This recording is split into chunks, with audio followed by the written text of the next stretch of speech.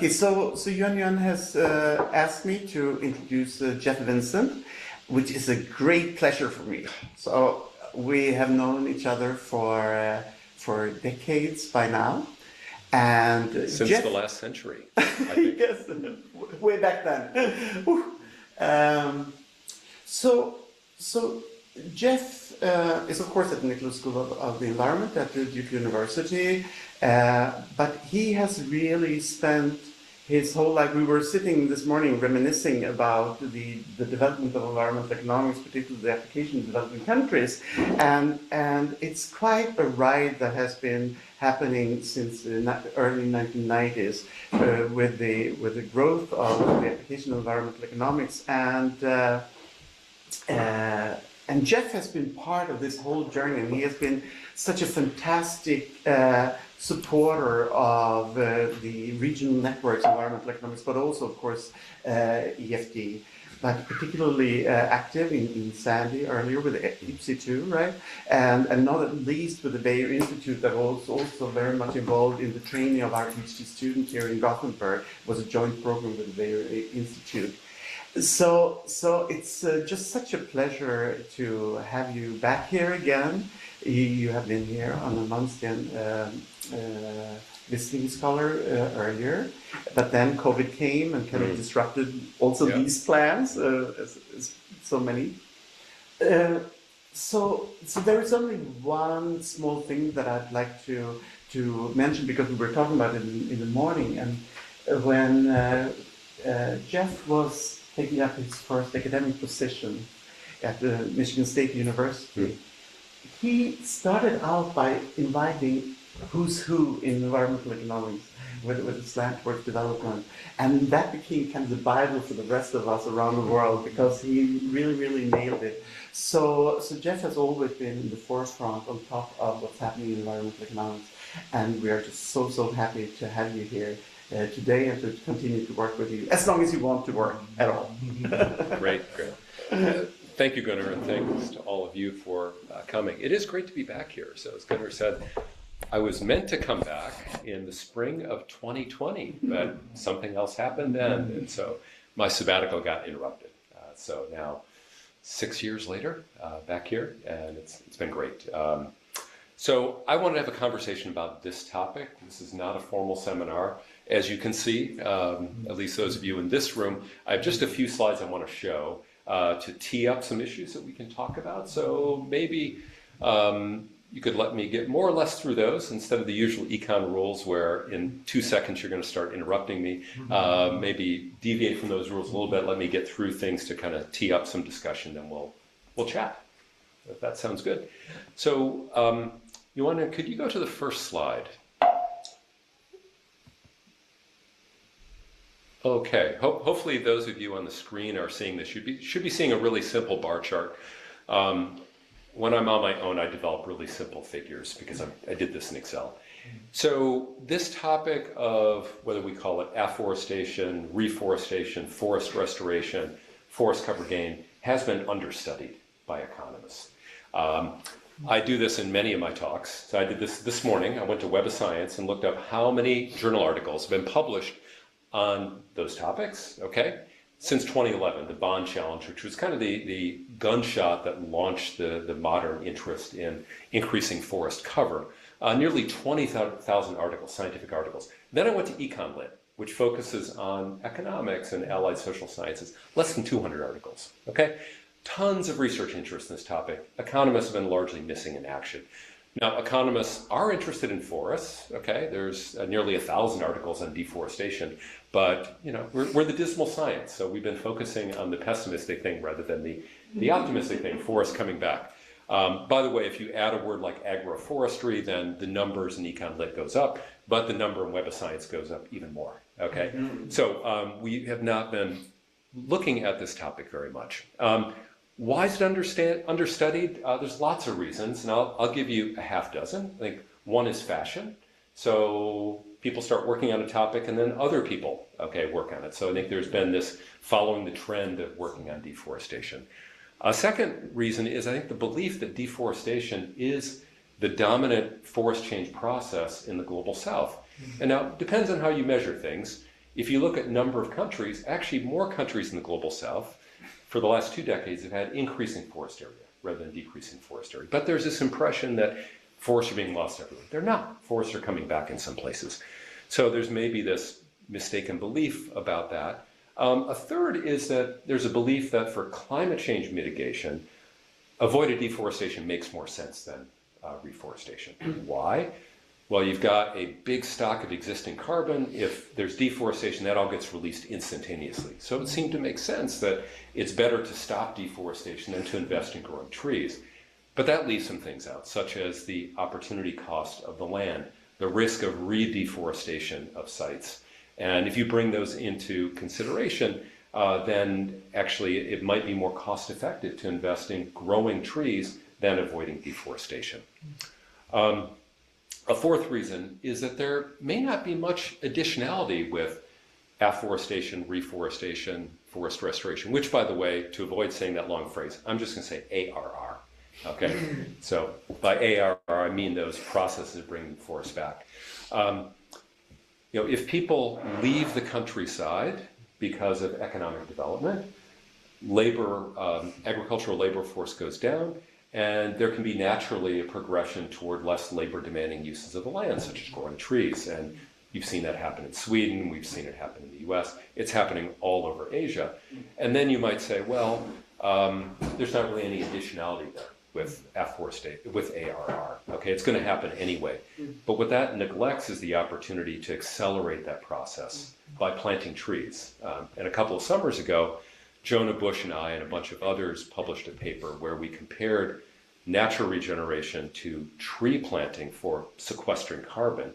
And we found that in the global south, a majority of areas had more cost-effective carbon sequestration through tree planting than through natural regeneration. Okay, so if we broaden additionality to consider the time span of sequestering carbon, then ARR can be more cost effective. A fifth reason, maybe this starts getting more interesting, is there might not be as much policy demand for work on ARR as avoided deforestation. The largest area that's available for growing trees in the global south is smallholder agriculture. Okay? Now, when you look at governments, all governments have something like a Ministry of Agriculture. Those are typically concerned about crop plants, food crop plants, maybe pasturing animals, livestock raising. Ministry of Forests, which are usually interested in government land. Okay, now the growing of trees on what's essentially private land kind of falls between the cracks. And I've seen this in multiple countries in Asia where I've worked, where there's just not the governmental apparatus to support local smallholders to grow trees. So the Ministry of Agriculture is all there to support the growing of crop plants. Ministry of Forests is focused on the public land. And what about growing trees on the private lands? Not that attention there. So maybe there's just not the policy nexus. And the last one I'll mention is, from a data standpoint, it's more challenging to study ARR than deforestation.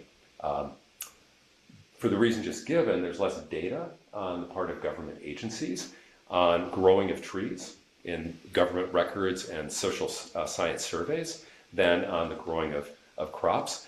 And if we use satellite data, it's much easier to detect the loss of forest. Here today, gone tomorrow, you can see that really easily in the satellite data.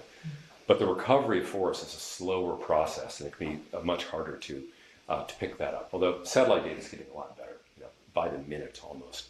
So lots of reasons why, potential reasons why this topic's understudied. And one thing we could talk about is whether it's relatively understudied in the countries you're interested in it and why that is. Okay, so that's one possible topic. Another, I think, more interesting topic to discuss, although we can certainly talk about that one, is does it matter that it's understudied? Okay, so what? There's lots of things that are understudied. Maybe they're understudied for good reasons.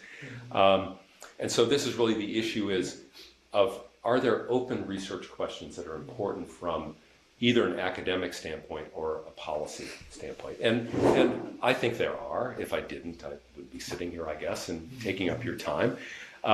There are programs, government programs, NGO programs to promote tree growing by smallholders in low and middle income countries, those have been analyzed much less than programs to reduce deforestation. There's by now a large literature that applies state-of-the-art causal inference methods to understand the effect of programs that are aimed at reducing deforestation.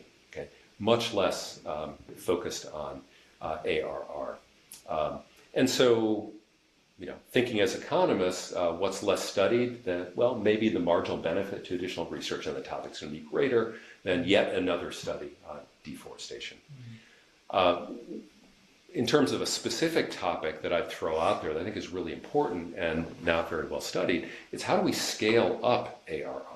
Okay, if we're looking at a bunch of smallholders, okay, if that's where the bulk of the land is, how do we go about doing that? It seems that clearly we're going to need to rely on markets to a certain extent. I think large-scale PES, Payments for Ecosystem Services, is out of the question because of government deficits and debt levels in the global south, which are record levels.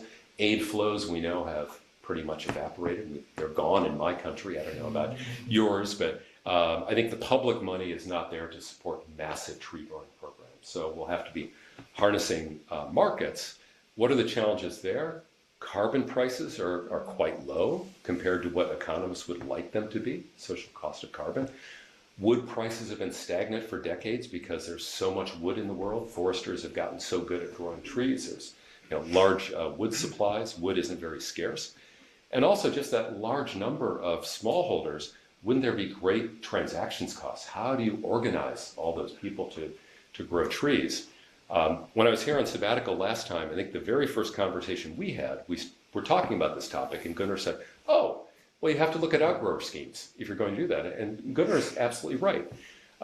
This issue of agglomerating a large number of small producers is a problem that the private sector has faced and actually solved. There are all kinds of products that are grown by farmers in the global south, large numbers of farmers that then get fed into supply chains. Think of smallholder grown coffee and cocoa and so forth. And I think if we're serious about scaling up the growing of trees, whether it's for carbon or something else, we need to be looking at those sorts of schemes and learning from them, not learning from government programs to avoid deforestation, but looking at what the private sector has done to cost effectively organize a large number of smallholders to grow trees. And some of this is actually happening in the carbon sector. Here's where I get really hopeful. Yuan, can you go to the next slide? And let's see if this little video works. Don't click on the link quite yet. So I've recently started a research collaboration with a private company called the Clean Air Action Corporation, which has a program called TIST, International Smallholder Tree Growing Program. It operates in 4 countries, Kenya, Tanzania, Uganda, India. Started in 1999. Today it has registered with it more than 250,000 farmers who are growing trees for the carbon market. Now the farmers also get other benefits from this. Now, as I said, carbon prices haven't been that high. They were certainly low, if you go back 20 or so years. But here's a private company that's making money. 70% of the profits get shared with the farmers. It's not only making money, it's paying out to the farmers.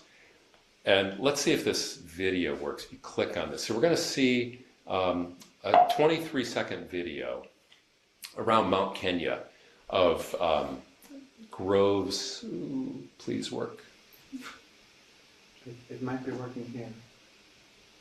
So this is where our audience can Maybe see the audience is seeing it, we're not. Yeah. But it's not started yet. Yeah, which one? I think we should.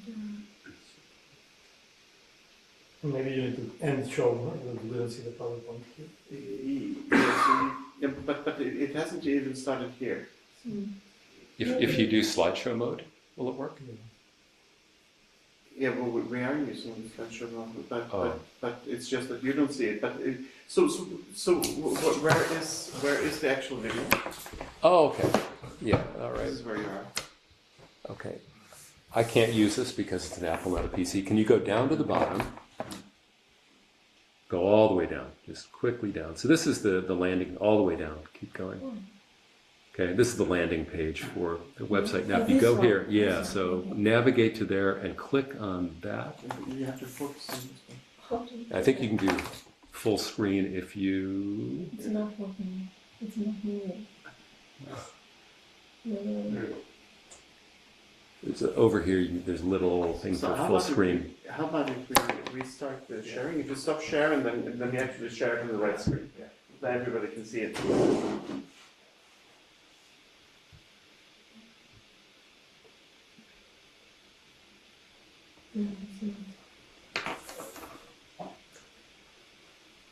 And now you can go up there and swap displays again before you share it.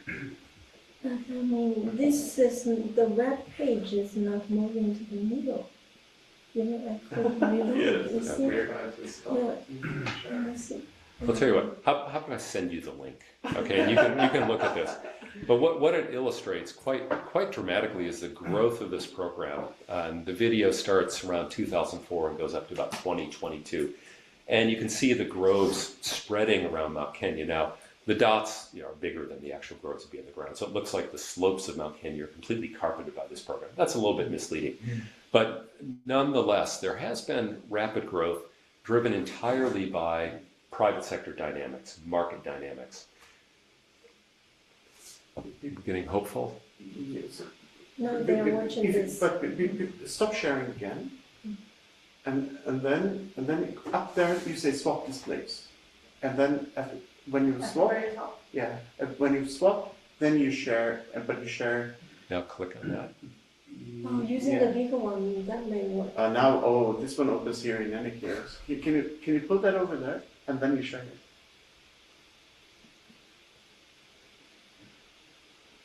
So you say it's entirely market driven? I mean, private?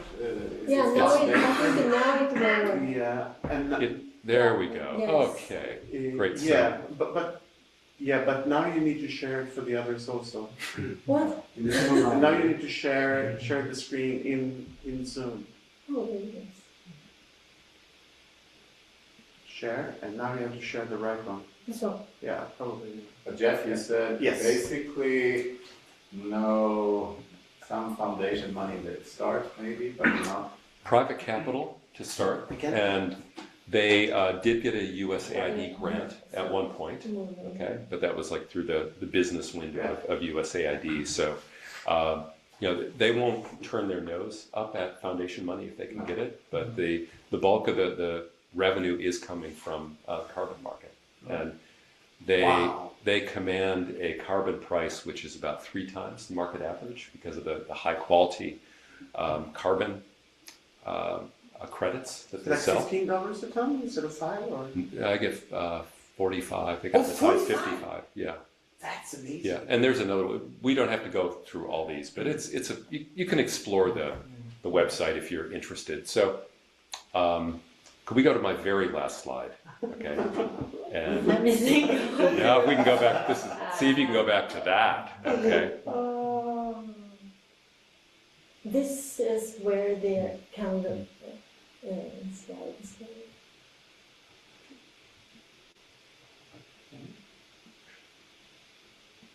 So the point in showing this is it's kind of a cool video. It's neat to see this, spreading. And again, it's not quite that because the dots on the map aren't as big as the small groves on the ground. But I do think we have an opportunity to learn from private activities, more generally the outgrower schemes, and then some specific private sector activities in carbon. Another big one in Brazil is Mombach, which focuses on restoring pastures to native species in Brazil. And I think we're at a time where there is a shift that's occurring, and who knows how long it's going to happen. But kind of a split where the demand for ARR credits, that's what's labeled here natural restoration, which is a little misleading. This is really the growing of trees, okay, as opposed to avoiding deforestation, which is red plus here. And these are prices per ton of carbon. Until voluntary market. Yeah, this is voluntary market, exactly. And up until early 2023, pretty much there was the same price, $5 to $15 per ton. And we know that some studies came out on red projects that it's hot air. There's no additionality. Okay. Yeah. And we've seen a split since then, and demand is shifting over to the ARR side of things. And yeah, so the prices tell a pretty clear story there. How long is this shift going to last? I don't know. What I've seen so far in my own work is that there is evidence of additionality for the ARR projects. Pretty much every project we've looked at so far, we're seeing evidence of that in contrast to red. But here's where we need more research, because there's not been as much done on ARR as there has been on red projects. So I'll stop there. Sorry for the technical problems, but basically, yeah, I hope I kind of teed up a discussion about why are we not looking more at this topic? Is it because it's just not very interesting, not very important? Are there particular research challenges that make it hard to do work on?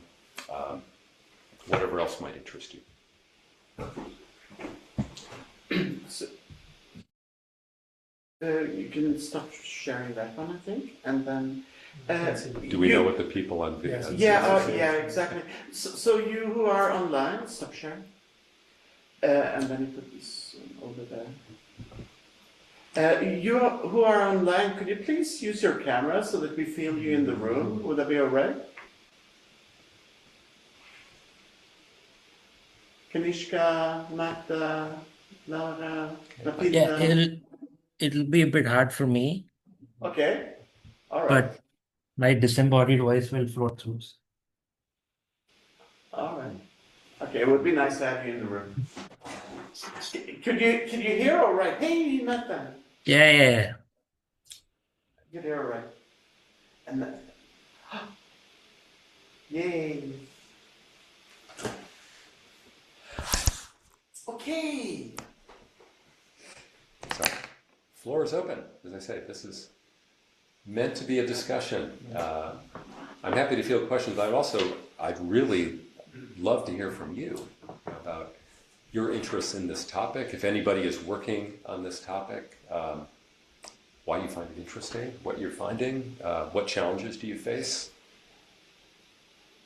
The floor is wide open. And I'm wondering, is this Matilda, who is my co-author at University of Manchester? Or a different Matilda? In Tanzania, isn't it? Matilda in Tanzania. Matilda, who are you? Maybe we can just have a quick round, because we are here around the table. Yes. Can we just open it up and break the ice? Can you please introduce yourselves on the screen? So Matilda, we can start with you because you unmuted yourself. Okay, I'm Matilda Ntiakuze from Tanzania. Yeah, I do work in forests. Nice to meet you, Matilda. Yeah, there is a long history of forest projects and analysis in Tanzania, not least with this Robinson and many others. Mm-hmm. Thank you. So, listen. Thank you. Hi, everyone. So my name is Gerard. Sorry that it's not changed in the settings of Zoom because I don't use Zoom quite often. So I'm currently a PhD candidate at Wageningen University in the Netherlands, but I work with the University of Dar es Salaam as an assistant lecturer with the Department of Economics, and I'm also a research fellow at Environment for Development Tanzania. So I work on a research project where we kind of assess the environmental and socio-economic impacts of paying farmers for planting trees on their farming plots, basically the agroforest. So this is the project under the ECON program. So it's called the ECON. The long form is Agroforest Carbon Removal Units for Organic Restoration of Nature. So this was a program that was originally under the Rabobank Foundation, but now it stands as an independent project.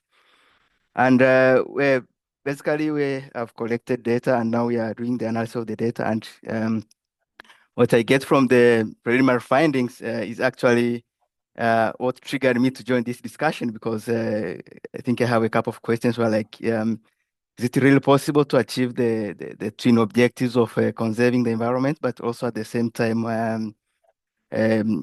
getting development, socioeconomic development in this sense? Because already what I get from the preliminary findings that, well, it's kind of a bit difficult to, maximize both the twin objects. But I would love to learn more from this discussion. Thank you. Great. Nice to meet you. Yeah, the topics you raise are ones of great interest to me. So good. So let's go around the table too. So Marta, hi.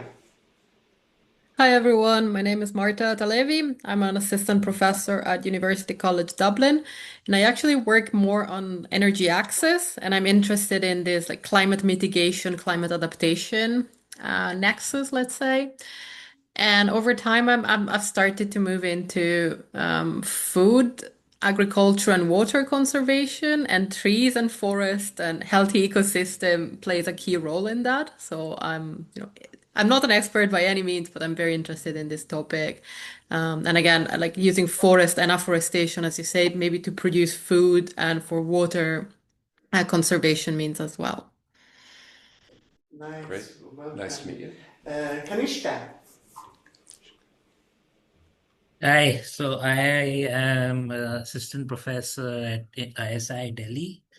I don't really work in this area, but the reason why I think I'm interested is because it seems to be something that, at least what I see around, it seems to be like the thing everyone, at least from the private sector, seems to think it's a great idea. And if you talk to people, and I've done a couple of these sort of surveys where a lot of people just have this belief that planting a lot of trees is going to solve most of our climate related problems.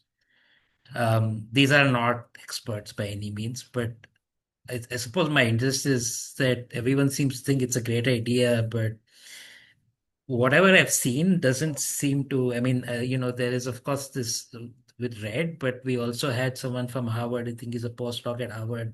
I'm forgetting his name, but he had come to give a talk at ISI where he kind of pointed out that, in the US, you've had something running for about 40 years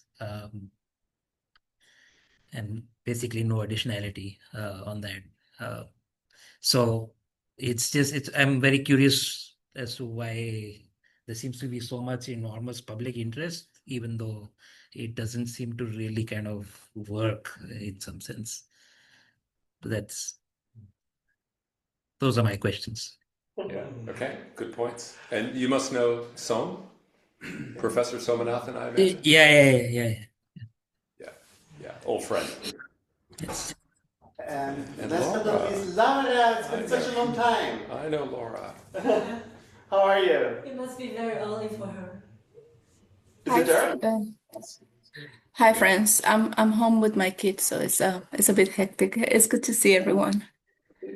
Thank you so much. This is a great opportunity. I'm an assistant professor at Salisbury University, that's in Maryland. And a few months back, with an interdisciplinary group of researchers from the US, but also from Brazil, we submitted grant proposal for NSF. And it was on the topic of ARR. And we still don't know if it's going to ever get funded with everything that is going on and all the budget cuts at NSF. We haven't heard back from them, but it's been almost a year. And so I'm just learning about this topic, to be honest. I have worked on deforestation. I have never really worked on this, but I think in Brazil it's a big movement. It's a big topic. It's a big thing. So just trying to catch up with the literature, with what is going on, with the economics side of ARR. Mostly, I just have questions, like very basic questions, like for the chart Jeff showed us. So that's the price per CO2 per ton of CO2, and I just wonder how much land does that take? So what is how so in terms, if you wanted to say, like, if we're gonna do carbon sequestration by, say, a good amount, like, so that it moves the needle, something that can count in terms of climate change? How much land do we need? How feasible is this in terms of the physical space? How much is it? What are we talking about? What is the sense of magnitude in terms of the land that is needed to really make an impact on the amount of CO2 sequestration? This is from somebody who I just have no idea how much one tree, how many tons of CO2 one tree can do, sequester. So yeah, so still at the basic level here, but it's nice seeing everyone, and thank you so much for the opportunity of joining this conversation and for putting this topic forward for us to discuss. Thank you. Great. You're all working on really interesting topics. So maybe I'll pick up on a couple things said by Kanishka and by Laura, which really get at why it's so important for economists to work on this topic. So first of all, Kanishka, taking off on your comment, evidence that it doesn't work. I would say we don't have a very good idea at this point whether it works or not, because there hasn't been the rigorous research. There's been some, but not a lot. As I've said in my own work, which includes some work in India on agroforestry programs, we do see additionality from those. In Pakistan, clear evidence there as well. But programs sometimes work, sometimes don't, and we need to have a much deeper evidence base before we can draw conclusions. And we would expect that programs will work in some locations and not others. And what we'd like to know is, why do they work in some places and not those others? So I think it's still pretty wide open. And Laura, in terms of your questions, I guess I would say it depends. I mean, what kind of tree growing where, right? And there is work by ecologists on the amount of carbon that can be sequestered by growing trees. There's loads and loads of work on that, okay? So, that we have a decent handle on. There's now a really good satellite data set on how above ground biomass on the surface of the earth has changed since 2000. Really good data set that came out just a couple of weeks ago. So we have pretty good data from a biophysical standpoint of what the potential for sequestering carbon is and how much actually, how much carbon there is in the trees on the land. But does it make sense to do that? Are the benefits associated with growing trees for carbon and other uses that might come from those planted forests, do those offset the foregone uses of the land, the uses for food, which I think was implicit on some of the points that were made here? Humans do have to eat, and so there's competition over the land. So under what circumstances is a farmer going to be willing to grow trees, interested in growing trees, instead of continuing to use the land for growing crops or grazing animals? These are still pretty wide open questions. So those are some initial reactions. So Lara, just because I have it on my phone, I put my whole garage full of solar panels, so that's 38 kilowatts of effect. So in a year and a half, I've been reducing the emissions, the equivalent of 9 tons of carbon dioxide, which by Swedish trees that would be the equivalent of planting 12 trees. No, but so more seriously, this whole sector is actually quite big. It is substantial. Yeah. It's not a marginal issue. Yeah, I mean, to be clear, we're not going to address the climate crisis just by growing trees, right? I mean, no way. There has to be reduced use of fossil fuels. That's the big thing, right? So this is one of the wedges in the pie that gets us toward lower levels of CO2 in the atmosphere. I think, and I'm no expert on that big picture, but I think it's usually estimated around 15 to 20% of carbon removals could come from land-based activities, but the bulk is going to come from shifting the use of shifting away from fossil fuel use. I just have a very quick follow-up on this. I've been talking to, I've had a couple of conversations with people who are relatively higher up in the sort of Indian central government, I suppose. And I think there's a very, very strong opposition to this idea, at least for India, from the policy side, that there's any interest in reducing fossil fuels. And the recent sort of stuff that's going on in the Middle East is not helping, because now it's being understandably viewed through a lens of energy security. Like there is this is one of the things where I think it's a little bit politically, it's a bit, I would really like to see more acceptance of the idea that we have to reduce, but I really don't think that in India there is any sense that in the next 10 to 20 years there's any serious efforts going to. That's the sense I'm getting. I mean, the kind of reactions that I'm seeing is that it's really not something that anyone's really thinking of. So we, at least from an Indian policy, broad central government perspective, I think the idea is fossil fuel cannot be touched. We need this to grow, and we just need to focus on all the other things. So if it's, if we can do 20% through trees, then maybe that's something people might be more willing to listen to. Yeah. That's. And I think that's true not only for India, but probably most countries in the world, right? Certainly in the US right now, we don't see much action toward reducing use of fossil fuels, not under the current administration. Yeah. Can I just kind of echo your pitch here, Jeff, and also a little bit in relationship to Kanishka's comment on what's happening in India.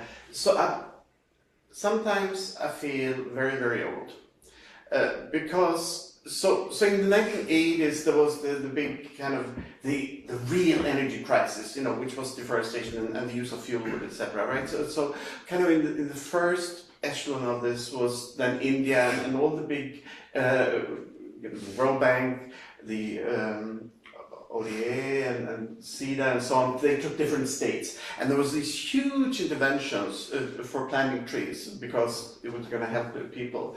So when now this is on the agenda again, but for Africa. So WRI has been pushing this agenda. There was this big whole green belt kind of movement, right, by Wangari Maathai. Then her daughter, Wangari Maathai, had this kind of audacious kind of. She brought in $50 million right away, additional commitments that were aiming for like $300 or $500 million. You're going to cover Africa, and being kind of this kind of grumpy guy in the back. We've done this before. I really feel that there is a lot of lessons to be learned from previous attempts, right? About for example, the lack of market mechanisms in terms of developing savings and so on, making this incentivize all the different actors in doing this, and localize the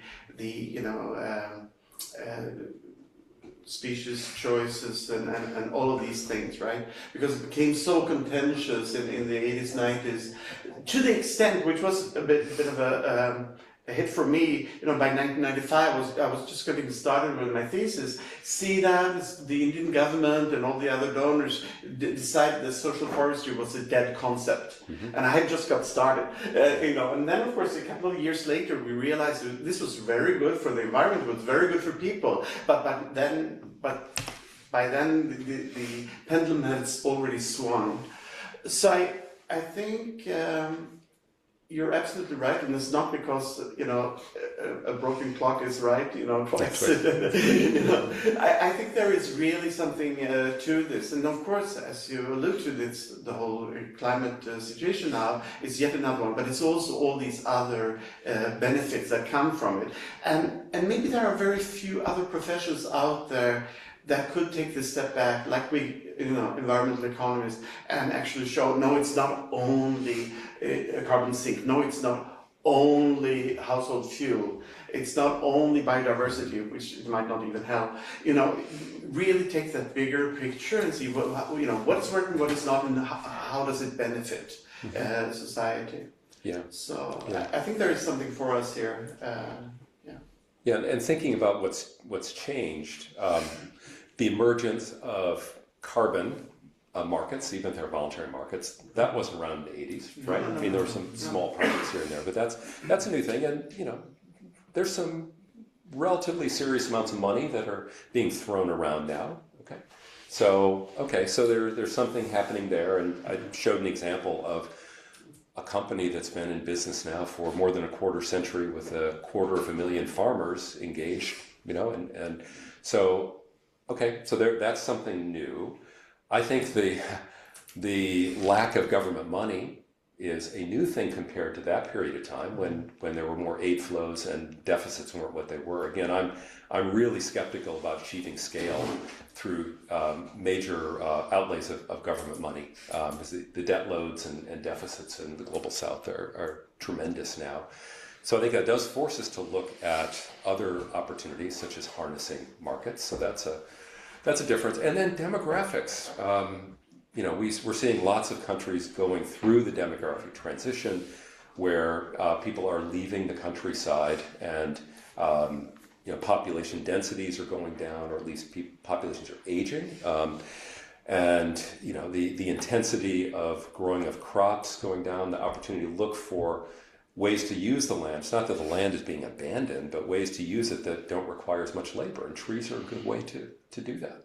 So I think there are some differences today compared to 30 or 40 years ago that create opportunities.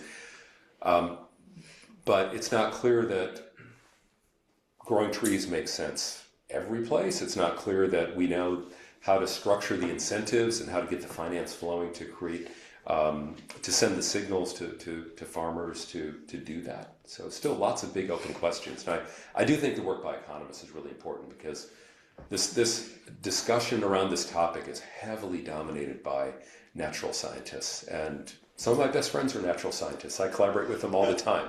But just as there are questions that we as economists can't answer in the natural sciences, there are ones related to humans that natural scientists aren't going to be able to answer. So one more intervention, then I'll try to be quiet here. So there is, I would add one more thing, one more layer to this, and that is the devolution of forest management. So there was this kind of post-Ostrom era, right? So all the governments, they used to have full control of this, and this is kind of what unraveled in the 90s in India, and later on also in many of the African countries. So I think that in Tanzania, Gerald and Matilda, you've had almost like 3 rounds of these kind of devolution programs. In Kenya, now they're not here, there were also these, but it was quite regulated, those forest user groups. And in Ethiopia, they also tried a big time to push it out. But then there has been kind of a backlash to that, because they thought that they would miraculously be able to get the Ostromish kind of institutions without really being sensitive of what would make them work. So I think we're now in a new era where there is an openness for that kind of devolution, but maybe new ways of doing it. And this could be, like in China, more privatized could be a way if there is enough value in it. And that has really not been tried out. I mean, for ag land in many of these countries like Rwanda and Ethiopia, but for this land, no. So I think that is really where we could come in, I think, by combining these layers. Now, yeah, keep quiet. Yeah. Just a quick, from our big funders see that this is of course an area that they are quite interested in, also seeing that they have less funds and seeing how markets can work to do that. So this is, and evaluating these schemes, I'd say fit nice. That's just an observation. But when you say if I understood you right, were you approached by these organizations, these entities, to help them evaluate what's happening, and how many others are similar to this initiative? Yeah. So this organization actually did contact me. They'd seen a paper I published and said, "This looks interesting. We have some data. Would you be interested in doing an analysis for us?" And I said, "Oh, sure." Not expecting much. And then they started describing to me what they had. And they measured the trees every 18 months. They trained the farmers to measure the trees, so ground-based measurements. And one of the parts of our research will be to compare their ground-based measures of carbon sequestration to what's available now through these high-quality satellite data sets that are coming out of the... You have the geolocation. Yeah, we have the polygons. They walk those, so those are... Yeah, it's incredible stuff. And I was unaware of this. I mean, I knew there was a voluntary carbon market. I knew there were players on both sides buying the carbon, selling it by growing trees. So I was aware of that, but I was not aware that there were some entities that were basically doing what Gunnar said to me in the fall of 2019, like outgrower scheme. You organize a group of farmers to do things, and that's what they do. It's not farmer by farmer. They have a small group that then shares information that actually is paid collectively. And so it's almost like you're taking an outgrower scheme and private sector knowledge of how to do that, to connect along the supply chain from smallholder to the ultimate buyer with a group lending scheme. It's not lending, but it's like a microfinance scheme where the group, there's like a clubhood there, okay? And I don't think they're the only one out there, but I'm pretty sure they're the biggest one. And so we're trying to understand really what makes them tick, and they have some questions about their own activities. They would like to learn, can they be more efficient? Because if they don't make money, they go out of business, right? So they are incredibly lean. They have a tiny staff. So they want to know how they can continue to be efficient, and that's something we're interested in knowing more about. But I think that the timing is right because of the challenges we see in the public sector in many places. I think there is a need to tap into markets, and of course the public sector has to take some actions to encourage that. There are regulations in many countries that just make no sense. So, imagine if you were a rice farmer that to harvest your rice you had to get a permit, and then to transport it to market you had to get a permit, and you had to go someplace to get that permit. What I'm just describing is growing trees, and in many countries you have to get permits to do these things, and it adds all kinds of red tape. Imagine not having extension services. You're a farmer, but you don't have somebody providing the expertise. Again, there's that, because tree growing falls in between. The forestry ministries focus on public land. The Department of Agriculture, Ministry of Agriculture focuses on traditional crops. There's not the support to farmers for growing trees. So there's need for information. So that means public sector action to provide that kind of support. Invest in the information that's needed to grow trees. So I think there are actions the public sector has to take to set the stage for more flows of private finance into this area. I guess one big topic is sorry, I just jumped in. Other people are raising their hands. No, I was just gonna say that one big topic here is that this is ARR is very costly, and there is not a lot of information on that. I know Vivi and Jeff, you have a paper with Jonah on the costs of ARR, which is, I think, the best we know so far about that. And I guess it's just like the costs are hard to predict into the future, right? And this is when we talk about our ARR is we have to have a very long time frame into consideration. And that's part of the uncertainty. It's all about the costs. Like, where do you see this going to? Do we have the information we need?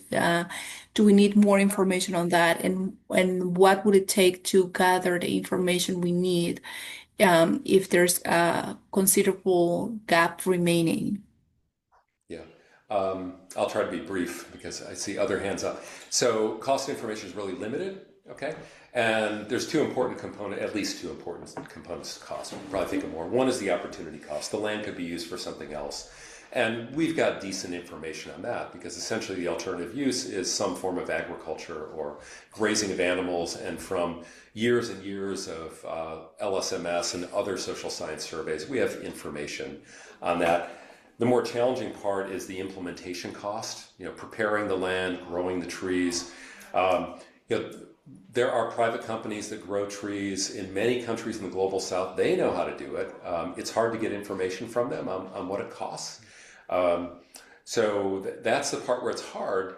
And because there has been a focus on growing of crops, we have lots of information on the costs of conventional agriculture. But because there's not been the attention paid to the cultivation of trees by farmers, we don't have comparable information, right? We don't know how much it costs to raise the seedlings or to purchase them from a nursery, to plant them and so forth. Whereas for conventional agriculture, we have all that information from decades of surveys. So Laura, I think to get better information, it's really a matter of surveys, which is what I've been doing with the teams that I collaborate with, is going out and collecting the data. And in terms of forward-looking nature, we really have the same with avoided deforestation, right? I mean, there's a risk of re-deforestation with that. And that's going to shift in the future depending on changes in relative land values. So I think whether we're looking at ARR or avoided deforestation, in both cases we have to be thinking about shifts in future supply and demand. So I think that's not unique to ARR.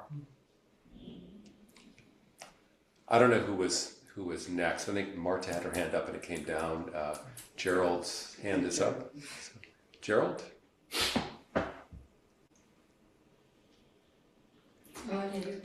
Muted. Yeah. Thank you, Jeff. I just wanted to add on what you are talking about, the project working with the smallholder farmer. It's kind of pretty similar to what we do in our project, where we work with the coffee farmers in the northwestern part of Tanzania in Kagera region. So basically the project is like to link farmers to the voluntary carbon market, where like they can sell the carbon credits that are sequestered by trees that are planted on their farming plots. And we see, like, for instance, for the time that this project has been in place, so since 2020, quite a couple of number of farmers have joined this program. More than 100,000 farmers actually from the region. And for the sample farmers that we work with in this research project is 674 farmers who are members of this program, and they have been paid at different times since 2022. And from these farmers, they have been sequestered at least 10,000 carbon credits from 2022 up to 2025. And the number of plots that have been onboarded so far from the region is more than 100,000. So basically, it's kind of a project that attracts the interest of farmers. And as the trees grow, then we have farmers like who are getting additional income from trees that are on plots, in addition to income that they get from the crops that they also farm on their plots. But well, the challenge is that whenever I make a presentation of this paper, the challenge that I get is whether these programs are really contributing into climate goals. And this goes back to the story of rail projects that have been kind of seen as they are not contributing to carbon sequestration because of the additionality and leakage problems. And also, but then looking at the voluntary carbon market, like for the past 5 years, we see like there is a change in terms of the reduction carbon credits versus remove carbon credits. So basically, we see like there's a fall of the market value of credits from reduced deforestation programs, I can say. But at the same time, we see there is an increase in the market value of carbon credits, which are coming from ARR and agroforest programs. And the reason is that because these credits are produced under a certain value which is higher than the reduction credit. So basically, they are of higher quality compared to reduction credits. But also some of the end users of these credits, they get attracted to them because of the socioeconomic benefits that these programs also tend to, provide to these smallholder farmers in developing countries. So basically, it's kind of an initiative. I think that's also attracting interest of not only researchers, but also I think development partners in terms of achieving the twin objectives of conserving the environment, but also at the same time improving the livelihood. Yeah. Maybe I'll quickly respond to 2 points. I see it's 3 o'clock. It's time to go. First of all, we should chat more because what you're describing sounds in many ways similar to the program I've been working with that I showed that little video on. The questions of additionality and leakage are really important, right? And there again, I think is why it's important for economists to get involved in working on these programs, because we've got a tool that is geared toward investigating those issues. And the second point I'll comment is the quality of the credits really does make a big difference to some of the buyers. And the reason why this organization I have a collaboration with is able to get a price of $45 to $55 a ton is for the reasons you gave. Some of the buyers really want to see that the carbon is being produced in a way that improves the livelihoods of some of the world's least well-off people. That's being done in a way that respects women's rights, that actually involves women. So this program has a rotating leadership program where it's required that women hold a certain share of positions at leadership. Concerns about the trees being grown in a way that is paying attention to broader environmental concerns. So it's a very heterogeneous market. It's not really a commodity where there's just one type of forest carbon credit. It's very differentiated. Different buyers are looking for different things, and different suppliers can produce different types of credits. And the challenge here is that we don't have good price data. That tends to be confidential information, but it would be interesting to do a study, almost a hedonic study, to explain why there are these differences in prices. But they're there, and they're huge.